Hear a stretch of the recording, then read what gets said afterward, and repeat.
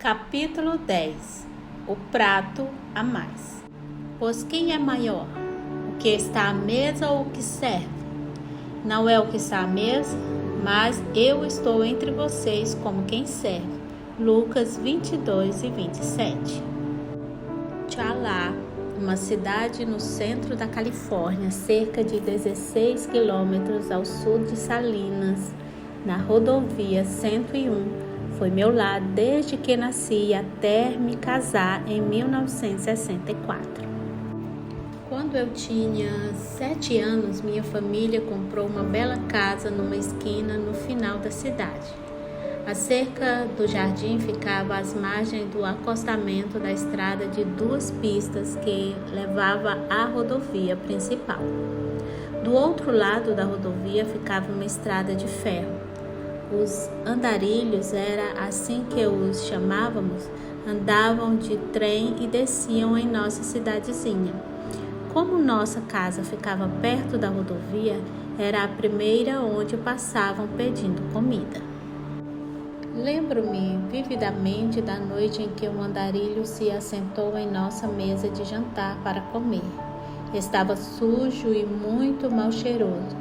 Minha mãe fez um sanduíche para ele, deu-lhe um prato quente de sopa e o chamou para sentar à nossa mesa. Logo depois da porta dos fundos, por onde nossos convidados costumavam entrar, ficava uma mesa de madeira de piquenique. Se eu estivesse sozinha em casa e um estranho batesse à porta pedindo comida, recebi de meus pais a instrução de mandá-lo sentar à mesa de piquenique, entrar, fazer um sanduíche e entregar para ele. Papai cria de maneira literal em Hebreus 13, 2. Não se esqueçam da hospitalidade. Foi praticando-a que, sem o saber, alguns acolheram anjos. Papai e mamãe demonstravam compaixão e generosidade, e essa atitude de bondade e hospitalidade se desenvolvia naturalmente em nossa rotina diária. Aprendemos a não julgar as pessoas por sua aparência exterior, afinal poderia ser um anjo, e a incluir todos em nossa vida. Se elas estivessem com fome, nós as chamávamos para se assentar à nossa mesa e dávamos comida. Meus pais demonstravam amor a todos, até mesmo aos excluídos e desabrigados. Esse exemplo de hospitalidade teve uma influência tremenda sobre meu irmão e sobre mim. Além de darmos comida a estranhos que batiam à nossa porta, lembro-me bem de papai trazendo para a mesa o bêbado da cidade. Papai o ajudou a ficar sóbrio com uma xícara de café e o levou para junto de sua família. Ele era nosso amigo e eu frequentava a mesma escola que os filhos dele. Tais atos de bondade eram normais em nossa família, e esse estilo de vida continua a ser normal para mim. O prato a mais sempre colocado à nossa mesa de jantar exemplifica uma parte central do caráter de Deus. A hospitalidade estendida aos outros demonstra a generosidade do amor de Deus, transformando estranhos em amigos. Na Bíblia, Deus nos lembra da importância de praticar a hospitalidade. Romanos 12, 13 nos manda: compartilhem o que vocês têm com os santos em suas necessidades. Pratiquem a hospitalidade. Em 1 Pedro 4, 9, recebemos a ordem: sejam mutuamente hospitaleiros, sem reclamação. E em 3 João 8, o apóstolo conclui: é, pois, nosso dever receber com hospitalidade irmãos como esses, para que nos tornemos cooperadores em favor da verdade. A palavra grega philoxenos é traduzida em português por hospitalidade. A definição grega se divide em 2 partes. Philo significa amigo e xenos quer dizer estranho. O sentido literal de hospitalidade é transformar estranhos em amigos. Estranho não significa apenas uma pessoa que você nunca viu, mas sim que a hospitalidade supera a distância da estranheza e a tensão de ser diferente. Lucas 10, 25 a 37 registra que, enquanto Jesus ensinava seus discípulos, foi desafiado por um instruído mestre da lei que lhe perguntou: Mestre, o que preciso fazer para herdar a vida eterna? Jesus respondeu, se referindo à lei que aquele homem passara a vida inteira estudando: O que está escrito na lei? Como você a lê? O inteligente perito tinha uma resposta pronta, citando Deuteronômio 6, 5 e Levítico 19 e 18. Ame o Senhor, o seu Deus, de todo o seu coração, de toda a sua alma, de todas as suas forças e de todo o seu entendimento. E ame o próximo como a si mesmo. Jesus replicou: Você respondeu corretamente. Faça isso e viverá. Em seguida, o mestre da lei perguntou na defensiva: E quem é o meu próximo? Jesus respondeu contando uma história que conhecemos como a parábola do bom samaritano. Segundo esse relato, certo homem viajava de Jerusalém para Jericó quando caiu nas mãos de ladrões, que o despiram, espancaram e o deixaram à beira da morte. 3 pessoas diferentes passaram pelo moribundo: um sacerdote que atravessou para o outro lado da estrada, um levita que fez o mesmo e o samaritano, um cidadão humilde que sentiu compaixão, levou o ferido para uma estalagem, cuidou dele, pagou pela hospedagem e pelas despesas até ele se recuperar. Então Jesus perguntou ao especialista da lei: Qual destes 3 você acha que foi o próximo do homem que caiu nas mãos dos assaltantes? O perito percebeu que a resposta à sua primeira pergunta, o que preciso fazer para herdar a vida eterna, era demonstrar misericórdia e hospitalidade a quem necessita. Jesus disse ao homem: Vá e faça o mesmo. Lucas 10, 36 e 37. É interessante notar que na história os 2 sacerdotes representam a lei e a religião. Jesus estava dizendo que nem a lei nem a religião livram as pessoas de suas necessidades desesperadas. Somente um ato bom e generoso de hospitalidade que demonstra misericórdia é capaz de fazê-lo. O melhor método de discipulado. Quando Jesus reuniu os discípulos à mesa para a última refeição pascual, ele se levantou da ceia, pegou uma toalha e começou a lavar os pés dos discípulos. João 13, 1 a 5. Jesus ministrou aos discípulos assumindo a forma de servo, demonstrando como servir uns aos outros. Depois de lavar os pés dos discípulos, ele se reclinou mais uma vez à mesa e começou a conversar sobre as questões profundas da vida. Disse: Vocês entendem o que lhes fiz? Vocês me chamam Mestre e Senhor, e com razão, pois eu o sou. Pois bem, se eu, sendo o Senhor e Mestre de vocês, lavei-lhes os pés, vocês também devem lavar os pés uns dos outros. Eu lhes dei o exemplo, para que vocês façam como lhes fiz. Digo-lhes verdadeiramente que nenhum escravo é maior do que o seu senhor, como também nenhum mensageiro é maior do que aquele que o enviou. Agora que vocês sabem essas coisas, felizes serão se as praticarem. João 13, 12 a 17. Esse ensino foi sucedido por uma conversa interativa com perguntas e respostas, esclarecimentos e debates estimulantes. Tudo ocorreu à mesa, enquanto Jesus e os discípulos comiam. Para Larry e para mim, convidar pessoas à nossa casa é um método preferido de fazer discípulos e parece ser a maneira bíblica também. Quando outros vêm ao nosso lar para fazer uma refeição, esperamos não só que aprendam nas conversas à mesa, como também que consigam observar um modelo de vida cristã exemplificado por nós dois. Desejamos que nossos convidados tenham a oportunidade de ver como interagimos em nosso relacionamento conjugal. Queremos que eles presenciem a atmosfera de amor, paz e alegria que permeia o ambiente. Nosso sistema de valores precisa ser vivido na presença deles, de modo que possam experimentar um modelo de semelhança a Cristo. Muitos anos atrás, fui convidada para pregar numa igreja em Detroit. Depois que o culto terminou, um homem jovem, sua esposa e filho em idade pré-escolar se apresentaram para mim. O marido me fez lembrar que fora hóspede em nossa casa 8 anos antes com um grupo de homens a quem meu esposo convidara.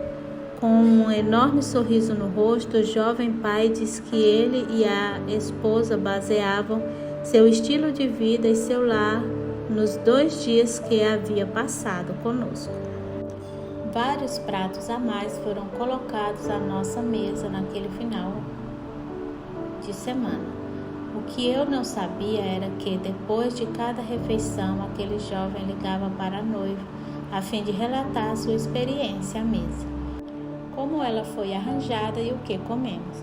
Foi a primeira vez que ele ficou numa casa como a nossa, que demonstrava hospitalidade recebendo estranhos. Ele contou que só se lembra de ter comido à mesa com sua família na infância 3 vezes e todas elas eram datas comemorativas. Durante essas refeições, ainda menino, ele pensava: eu queria que todo dia fosse uma data comemorativa para que pudéssemos comer juntos. Aquele desejo cresceu dentro dele enquanto foi hóspede em nossa casa e agora, com o primeiro filho, ele e a família comem à mesa regularmente. Eles amam dividir a mesa com outras pessoas, assim como compartilhamos a nossa com ele. Já mencionei que a hospitalidade supera a distância da estranheza e as tensões das diferenças. Esse jovem, além de ser alguém a quem não conhecíamos, considerava nossas maneiras estranhas a ele. O ato de dividir um prato extra à mesa diminui as diferenças e começa a unir um coração ao outro. Convidar alguém para comer em sua casa cria tempo de qualidade e uma oportunidade para um longo diálogo focado. O encontro em lugares públicos impede, muitas vezes, que os relacionamentos passem para um nível mais profundo. Contudo, com o prato a mais e o encontro em sua casa, a conversa parte para um nível mais pessoal. As interrupções do garçom e a intrusão da privacidade no lugar público mantêm a conversa no nível superficial.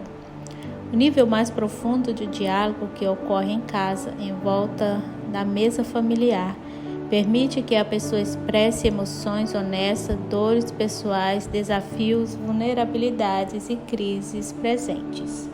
Não faz muito tempo, nosso querido amigo Scott, que morou conosco durante 2 anos, partilhou comigo acerca de sua experiência em nosso lar e à mesa.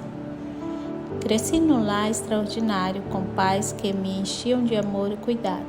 Lá no fundo eu sabia que estava sendo separado para algo e que provavelmente tinha dons em muitas áreas. Pode-se dizer que eu era o típico exemplo de uma vida intocada, ainda não descoberta. Precisava de um lugar seguro para me desenvolver e liberar meu potencial. O lar de Larry e Deb foi o refúgio perfeito durante essa época de descobertas. Deb criava um ambiente amoroso e hospitaleiro. Larry derramava sabedoria sobre mim. Depois de terminar o bacharelado no estado de Washington, vendi e dei quase tudo o que tinha e coloquei meus pertences no pequeno carro da época de universitário. Dirigi até a casa de Larry e Deb em Ohio, onde fiquei por 2 anos. Em todo o tempo que passei com eles, observei, ouvi, aprendi e segui. Ou seja, fui um discípulo. Os princípios que eles ensinavam eram profundos. Começaram a mudar e a desafiar o âmago de meus atos e pensamentos. Aprendi a amar as pessoas de maneira mais intensa e também a apoiar e discipular outros. Embora eu já fosse uma pessoa salva, precisava de uma alavanca. Queria ter uma vida significativa, cheia de propósito. Tinha o desejo de fazer a diferença, mas não fazia ideia de como isso poderia se tornar realidade. Minhas experiências no lar de Larry e Debbie e em volta da mesa deles foram cruciais para me ajudar a me concentrar em meu chamado. Agora sigo em frente na direção certa, fazendo aquilo que sinto que Deus me criou e chamou para fazer. O tempo que Scott passou em nosso lar e em volta da mesa ofereceu a ele um ponto de contato para incentivá-lo e alavancá-lo ao sucesso. Quando Scott entrou em nossa garagem no dia de sua chegada, Larry o recebeu com um abraço e o apresentou a mim. Ele era um estranho. Aquele estranho se tornou amigo e depois um parente. Scott se casou com nossa neta e é pai de nosso primeiro bisneto. Mal sabíamos que estávamos orientando o futuro marido de nossa neta. Sou tão grata por havermos aberto nosso coração a ele. Servir os outros é um valor da família. Como já mencionei, colocar um prato a mais na mesa em minha infância não era incomum, nem no lar que Larry e eu formamos. Nossos filhos mal se lembram de jantares em família só com nós 4. Quase sempre tínhamos um prato a mais na mesa para um convidado. Criei o hábito de fazer mais comida do que o necessário para minha família. Dessa forma, alguém poderia comer conosco sem ser necessário avisar com antecedência. Meu marido ama as pessoas e gosta de trazer gente para casa com ele. Uma vez que a demonstração de hospitalidade era comum na casa de meus pais, achei fácil criar esse tipo de ambiente para Larry. Um aspecto distintivo da eficácia pastoral de Larry é que ele constrói relacionamentos individuais e capacita as pessoas para uma vida melhor, convidando-as para entrar em nossa vida a fim de ver como uma família cristã interage. Ele é modelo de um cristianismo verdadeiro para as pessoas de forma muito real. Embora nossas igrejas tenham crescido bastante, Larry nunca parou de chamar convidados para nosso lar. Dezenas de pessoas já moraram conosco e centenas passaram vários dias em quase 50 anos de casamento. É por isso que eu achei tão fácil e natural criar a mansão de mentoria e convidar 8 mulheres para passar 4 dias comigo, a fim de aprenderem como transformar o lar num santuário de amor e num refúgio de paz. Com frequência, outros me dizem: não é fácil. Dá tanto trabalho preparar comida para 8 mulheres 3 vezes por dia durante 4 dias. Isso me parece fatigante. Como você consegue? Para mim, a mentoria não é um programa que criei, mas sim um estilo de vida de hospitalidade, convidando outras pessoas a entrar em minha vida. O prato a mais enriquece nossa vida. Enquanto me preparava para ministrar uma conferência, estava em busca de uma história pessoal para ilustrar a ideia principal. Eu falaria sobre a importância de construir memórias para que as gerações futuras possam conhecer a bondade de Deus em nossa vida. Decidi ligar para nosso filho Aaron e fazer uma pergunta. Aaron é muito comunicativo, pensa rápido e responde com facilidade perguntas sobre quase qualquer assunto. Achei que essa seria uma solução ágil e simples para a minha necessidade de uma história pessoal enquanto dava os toques finais em minha apresentação. Eu já tinha em mente a resposta que gostaria que ele me desse. Tinha certeza de que Iron diria exatamente algo que provaria meu argumento. Perguntei: Iron, o que mais impactou sua vida enquanto crescia em nosso lar? Tinha certeza de que ele falaria nas refeições elaboradas que eu preparava em feriados ou nos pratos prediletos que eu cozinhava para ele, mas não foi nada disso. Sem hesitar, Iron disse: isso é fácil, mãe. Foram as pessoas que recebemos em nosso lar. Ele prosseguiu falando das pessoas de quem se lembrava. Os estranhos se tornaram amigos dele. Você e papai convidavam ex-presidiários e missionários, cientistas, pregadores, pessoas de todas as raças e grupos étnicos. Algumas eram mais simples e outras muito sofisticadas. A diversidade de pessoas que vocês recebiam em casa causou grande impressão em mim. Cada uma delas contando sua história. Ao redor da mesa aprendi lições das quais nunca me esquecerei. É verdade, as pessoas únicas que comeram à nossa mesa enriqueceram nossa vida de muitas formas. Jesus disse que quando colocamos um prato extra para o menor dentre esses, é como se ele mesmo se assentasse conosco. Mateus 25:40. A presença de Jesus abençoou nossos convidados e moldou os valores de nossos filhos. Essencial para a liderança bíblica. Em sua primeira carta a Timóteo, Paulo instrui o jovem pastor acerca das qualificações necessárias para um bispo ou supervisor na igreja. A hospitalidade é citada junto com outras características muito valorizadas. É necessário, pois, que o bispo seja irrepreensível, marido de uma só mulher, moderado, sensato, respeitável, hospitaleiro e apto para ensinar. Não deve ser apegado ao vinho, nem violento, mas sim amável, pacífico e não apegado ao dinheiro. 1 Timóteo 3, 2 e 3. Quando nos casamos, Léo já era ministro em tempo integral.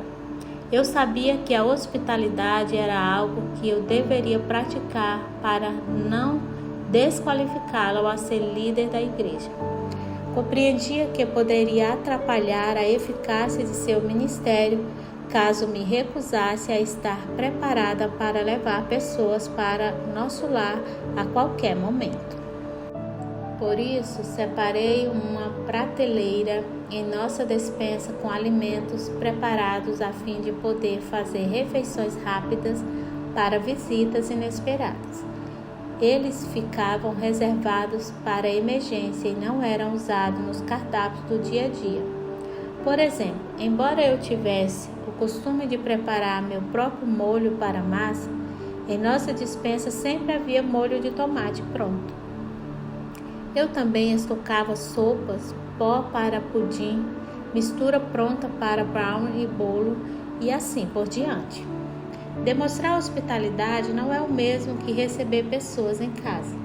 Receber pessoas em casa é convidar visitas para se mostrar, exibindo como você cozinha bem e como é linda a porcelana que ganhou de herança da família. É mais do que jantar e assistir a um filme. Em vez disso, a hospitalidade é uma atitude do coração, é transformar estranhos em amigos. Sua atitude deve refletir o desejo sincero de aquecer o coração e renovar o espírito daqueles que se servem em seu prato a mais, seja ele de plástico, papel ou porcelana fina. Tal atitude se demonstra em tudo que você faz e diz enquanto seus convidados estão presentes, dispensando-lhes atenção total. Conversa agradável. As conversas com seus convidados devem ser positivas e edificantes. O apóstolo Paulo instrui: sejam sábios no procedimento para com os de fora. Aproveitem ao máximo todas as oportunidades. O seu falar seja sempre agradável e temperado com sal, para que saibam como responder a cada um. Colossenses 4, 5 a 6. Não consigo pensar em nada mais triste do que uma pessoa negativa, reclamadora e rabugenta. Durante anos, enquanto lia essa passagem, pensava que se referia a não reclamar por ter convidado alguém para ir à sua casa. Então pensava, por que eu convidaria a pessoa para vir a meu lar e depois reclamaria por tê-las aqui? Isso não faz o menor sentido. Então percebi que o texto está nos orientando quanto ao tipo de conversa que devemos planejar quando convidamos outros para a nossa mesa. Trata-se de uma oportunidade para edificar e fortalecer as pessoas. Desde que são recebidas à porta, nosso falar deve começar a temperar a noite, como se toda a experiência fosse uma refeição em si. Gosto de pensar no diálogo antes do jantar como um aperitivo, o início do rumo da conversa que será servida a seus convidados enquanto eles estiverem com vocês. A Bíblia nos lembra de que quando estamos com pessoas de fora, gente que não faz parte de nossa família, nem do grupo de amigos íntimos, devemos aproveitar esses momentos e maximizar nossa oportunidade de fazê-las sentirem-se especiais. Efésios 4:29 orienta: nenhuma palavra torpe saia da boca de vocês, mas apenas a que for útil para edificar os outros conforme a necessidade, para que conceda graça aos que a ouvem. A conversa agradável, temperada com graça, nos leva a escolher as palavras com sabedoria e só dizer coisas que despertem o melhor nas pessoas com quem estamos falando. Estender graça com as palavras pode ser o mesmo que fazer um favor não merecido. Dizer palavras de cortesia a pessoas descorteses. É assim que a graça funciona. Você tem o poder e a posição ao serviço aos convidados de melhorar a autoimagem e a confiança deles. As Escrituras nos instruem a buscar dons com dedicação para edificar e confortar os outros. 1 Coríntios 12:31. Quando fazemos isso, algo profundo e sobrenatural acontece no coração dos convidados. Podemos prever o que ocorrerá na vida deles: esperança, felicidade, amor e paz. Tudo isso pode acontecer quando colocamos um prato a mais e escolhemos nos concentrar na bênção daqueles que compartilham a mesa conosco. Nossa experiência de jantar aos domingos. Inerente à prática da hospitalidade encontra-se a demonstração de um valor pessoal, o valor do serviço. Como praticávamos esse valor no lar, nossos filhos e netos são envolvidos em servir os outros. O caráter deles foi moldado enquanto participavam do preparo de nosso jantar aos domingos. Os domingos eram dias agitados em nossa casa. Como Léo era pastor titular em tempo integral, chegávamos à igreja antes de todos. Nos primeiros anos de nosso ministério, nós dois éramos professores da escola dominical. Léo dirigia o louvor, eu tocava órgão, nós ensaiávamos o coral e ele pregava. Depois voltávamos à igreja para o culto da noite. Não era uma mera repetição do que ocorria pela manhã, mas tratava-se de um momento único de adoração no qual Léo pregava outro sermão, 2 mensagens todos os domingos. Pessoas que iam a outras igrejas nos domingos de manhã frequentavam nossos cultos à noite. Nosso templo ficava lotado com mais de 1000 pessoas. Era nesse culto que cantava nosso coral de jovens com 100 vozes. Quando eles cantavam, parecia que o teto ia se erguer. Seu louvor era glorioso. Quando o culto terminava, era tarde e as crianças precisavam dormir, pois teriam aula no dia seguinte. Com essa agenda, pode parecer que nosso jantar de domingo se perderia em meio às responsabilidades do dia. É provável que eu tivesse uma boa justificativa para me considerar ocupada demais para preparar uma refeição e jantar em casa. Entretanto, sou muito feliz por não ter pensado assim e privado minha família das lembranças eternas daquilo que presenciamos durante os jantares de domingo. O jantar de domingo precisava ser preparado no sábado. Os sábados eram dias muito importantes de preparação para a nossa família. Depois de tomar café da manhã à mesa, toda a família, inclusive os hóspedes que moravam conosco, trabalhava em conjunto preparando a casa para o final de semana. Os homens aspiravam o carpete e cortavam a grama, enquanto as mulheres lavavam roupa, trocavam os lençóis, tiravam pó dos móveis, aprontavam a roupa do dia seguinte, arrumavam a mesa e iniciavam os preparativos para o jantar do dia seguinte. Todos organizavam o próprio quarto e guardavam roupas que estavam fora do lugar. Eu me certificava de limpar os banheiros e deixá-los em ordem para os convidados. Transforme sua mesa num lugar de cooperação. Antes da refeição, as responsabilidades do preparo devem ser distribuídas antes da refeição. Todos devem esperar a mãe se sentar antes de fazer a oração. Durante a refeição, o pai pode dar início à conversa se estiver em casa, enquanto a mãe e os filhos mais velhos se servem. Após a refeição, ninguém deve receber a tarefa de tirar a mesa sozinho. É responsabilidade de cada um tirar o próprio prato até a mesa ficar limpa.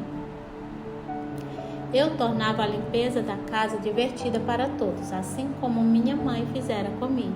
Inventávamos brincadeiras, dividindo os cômodos e competindo para ver quem conseguia terminar primeiro. Ajudávamos uns aos outros e sempre havia uma recompensa no fim da manhã. Sei que parece que trabalhávamos o dia inteiro, mas não era assim. Quando todos ajudam, a casa fica pronta rápido. O jantar de domingo em casa era uma tradição que eu peguei tanto da minha família quanto da de Léo. Muito planejamento, tempo e energia eram dedicados para tornar a refeição especial. Eu costumava servir o jantar na copa e usava minhas melhores louças. Era a grande refeição do dia. No fim da tarde, esquentávamos o almoço ou comíamos um lanche. Era raro jantarmos só nós 4 no domingo. Larry e eu tínhamos o costume de encher a mesa. A lista de convidados incluía amigos íntimos, assim como pessoas que não conhecíamos muito bem. Na igreja, eu examinava a congregação e convidava alguém que talvez nunca tivesse sido honrado com o convite de jantar na casa do pastor. Além de enriquecermos a vida dessas pessoas, elas também enriqueciam a nossa. Por que eles não saem da mesa? Não faz muito tempo, uma mulher adorável chamada Sherry participou de um curso intensivo de mentoria para o lar na mansão. Antes de chegar lá, ela estava cansada e esgotada. Havia perdido o entusiasmo. A ida à mansão fora organizada por sua família como presente de aniversário.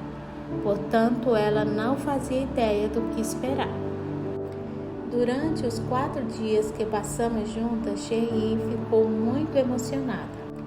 Pedi a ela que me contasse o que estava acontecendo e ela partilhou comigo uma bela história de sacrifício e recompensa por estender hospitalidade aos outros. Meu esposo e eu trabalhamos como autônomos fazendo colheita por empreitada há 12 anos. A maioria das pessoas nem sabe o que é isso. Possuímos grandes máquinas chamadas colheitadeiras, necessárias para ceifar as plantações de grãos. Alguns fazendeiros possuem 1 ou 2 colheitadeiras para ceifar suas plantações. Outros contratam a colheita por empreitada para fazer o serviço por eles. Meu marido e eu possuímos várias máquinas, caminhões e contêineres para armazenar os grãos e providenciamos os trabalhadores para entrar nos campos e colher a plantação rapidamente.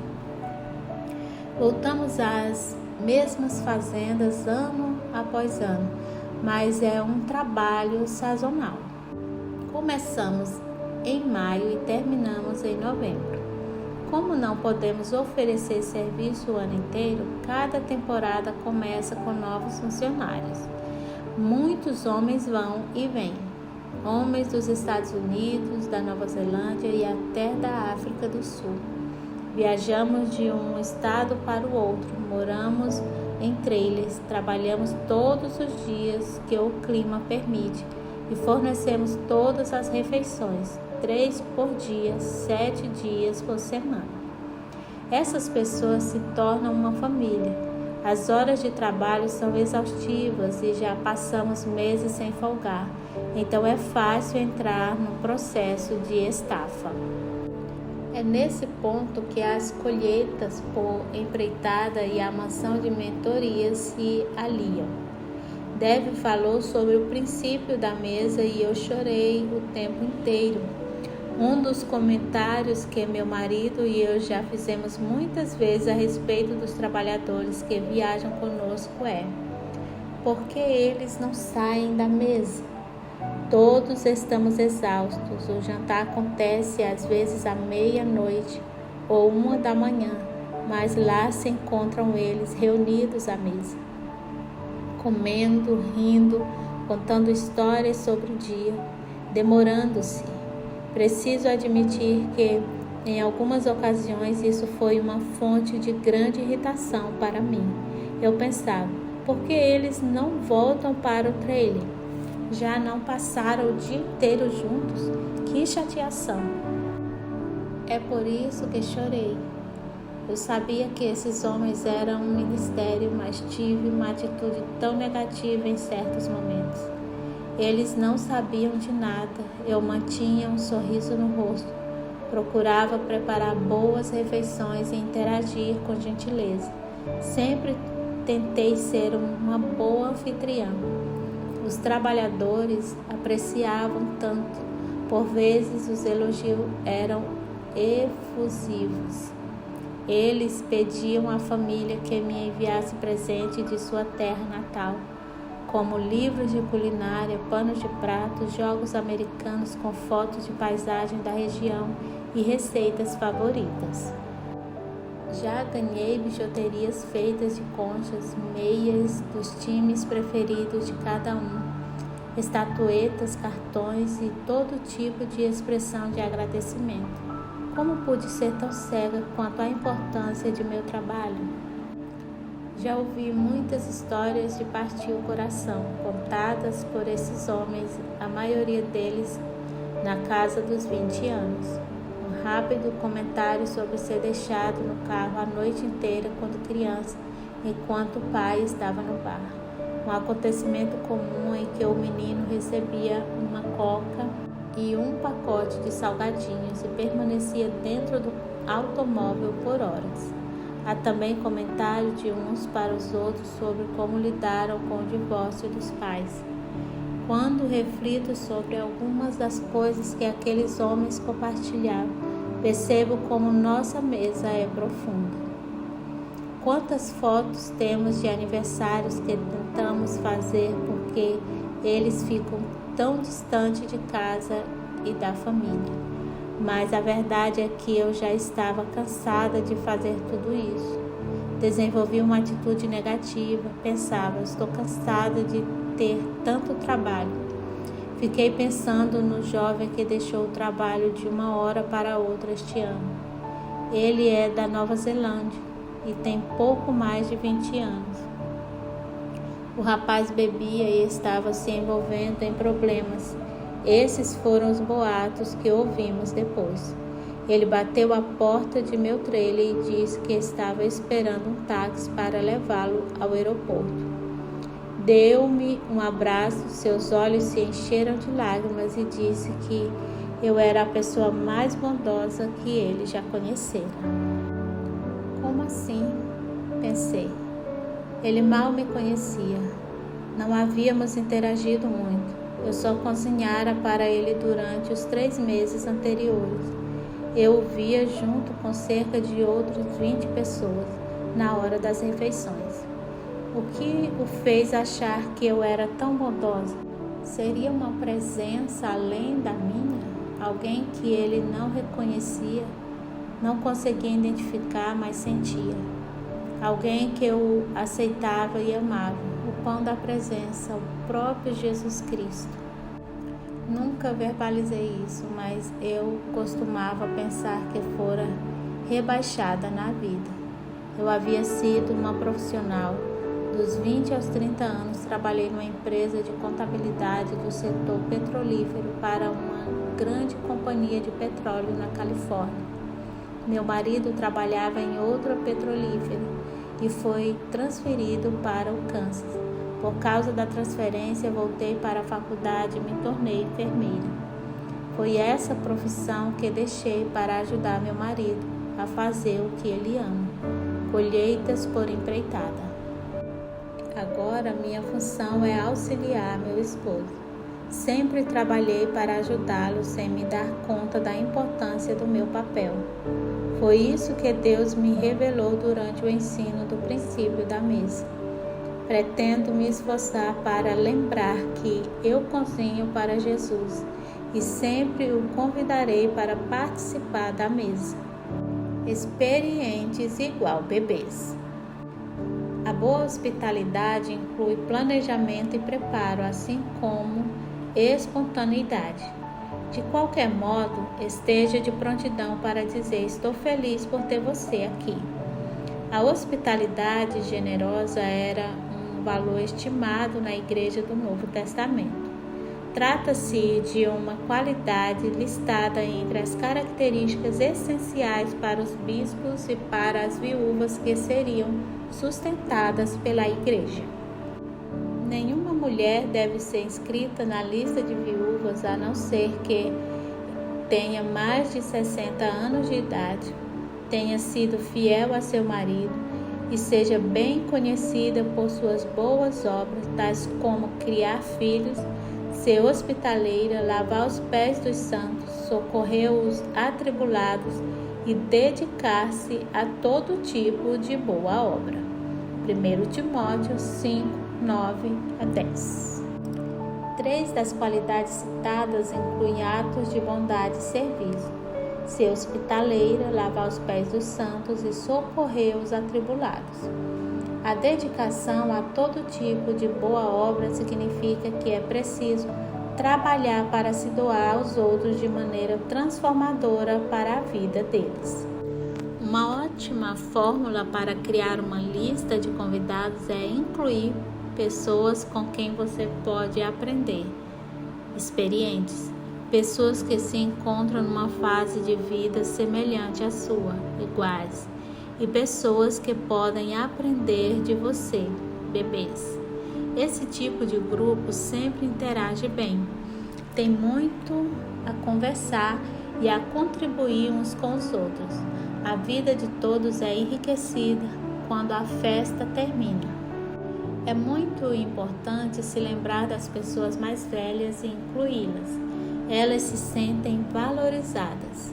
A hospitalidade não serve apenas para seu prazer pessoal, mas o prato extra se destina a criar prazer para os outros desfrutarem. Convide os amigos de seu filho da vizinhança. A cultura atual, com tantas famílias separadas pelo divórcio, mães que precisam ganhar dinheiro e filhos que ficam em casa sozinhos, se virando por conta própria, proporciona uma ótima oportunidade para você colocar um prato a mais na mesa, convidar os filhos dos vizinhos para ficar e jantar. Eles fazem uma refeição saudável e se inserem numa atmosfera positiva que pode moldar suas escolhas futuras. A experiência que tiverem à mesa, conversando e criando vínculo com outras pessoas, pode ser o único momento de afirmação pessoal que essas crianças receberão ao longo do dia. Convide pessoas que não fazem parte de seu círculo de amizades. Morávamos em nossa casa havia 5 anos e nunca tínhamos feito uma festa de Natal para nossos vizinhos. Nessa época do ano, nosso tempo era consumido por atividades na igreja, festa para funcionários e cantadas do coral. Eu não tinha tempo para planejar uma festa de Natal para os vizinhos e outra para nossa equipe de colaboradores. Criamos o costume de dar um jantar de agradecimento aos colaboradores da igreja em nossa casa na época de Natal. Naquele ano em especial, Larry e eu explicamos para a equipe que não daríamos uma festa para eles. Em vez disso, queríamos demonstrar hospitalidade a nossos vizinhos, distribuir convites de porta em porta, chamando para uma festa de sobremesas natalinas, na qual os convidados poderiam entrar e sair na hora que quisessem. Fiz várias sobremesas e montei uma mesa de café. Tudo estava arranjado de forma criativa e decorada. Logo, as pessoas começaram a chegar muito mais do que estávamos esperando. Elas chegavam, mas não iam embora. Todos estavam se divertindo. Risos e conversas enchiam os ambientes, junto com o concerto de músicas natalinas tocadas ao piano por Larry. Alguns dos convidados participavam do coral sinfônico, então nossa surpresa começaram a acompanhar os instrumentos. Outros que mal conseguiam manter a afinação se uniam a eles, criando uma sonoridade cômica. Vários pratos a mais foram usados naquela noite. A presença de Deus estava em nosso meio. Nosso lar se encheu de seu amor, sua paz e alegria. Nossos vizinhos estabeleceram uma conexão e continuaram a se reunir ano após ano. O coração de todos foi aquecido e revigorado. Todos nos assentávamos à mesa? Não, mas o pão da presença encheu o ar enquanto comíamos sobremesa juntos. Invente a própria festa. Você mora só? Planeje convidar alguém para se sentar à sua mesa, no mínimo uma vez por semana. Pode ser sua sexta noite de entretenimento. Coloque um prato a mais e faça o dia de alguém feliz. Depois do jantar, brinquem de um jogo, assistam a um filme, vejam um álbum de fotos ou contem sua história. Que maneira maravilhosa de levar alegria a outra pessoa.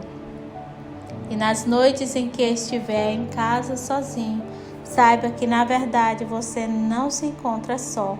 Arrume a mesa e tenha a certeza de que o pão da presença, seu rico marido judeu, está bem ali com você. Todos têm um prato extra e muitas pessoas se sentiriam honradas de receber um convite para jantar nele.